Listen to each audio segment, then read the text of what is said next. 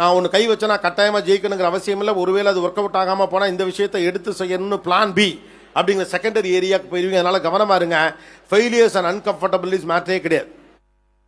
அன்கம்ஃபர்டபுளாக இருக்கணும் அப்படின்னு நீங்கள் தயாராக இருங்க. எப்போதும் இந்த கம்ஃபர்ட் ஜோனுக்குள்ளே உட்காந்துருக்கணும், கம்ஃபர்ட் ஜோனுக்குள்ளே உட்காந்துருக்கணும், சேஃப் ஜோனுக்குள்ளே உட்காந்துருக்கணும். ஆக்சுவலாக கத்தி எடுத்து சுற்றுறதுக்கான வயசு இதுதான்.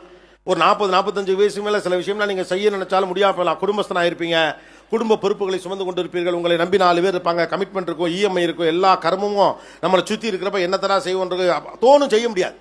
அப்போ இறங்கி ரிஸ்க் எடுக்கிறதுக்கான வயசு தான். கால்குலேட்டிவ் ரிஸ்க் எடுக்கிறதுக்கு பழகுங்க. கம்ஃபர்ட் ஜோனை விட்டு வெளியில் வாங்க. கம்ஃபர்ட் ஜோன் பியூட்டிஃபுல்லாக இருக்கும், அந்த தோட்டம் அழகாக இருக்கும், பார்க்க சூப்பராக இருக்கும். ஆனால் அந்த தோட்டத்தில் எதுவுமே வளராது. உங்களுடைய வெற்றி என்பது உங்கள் கம்ஃபர்ட் ஜோனுக்கு வெளியில் தான் இருக்குது. அதை நீங்கள் நம்பணும், அது உங்களுக்கு புரியணும்.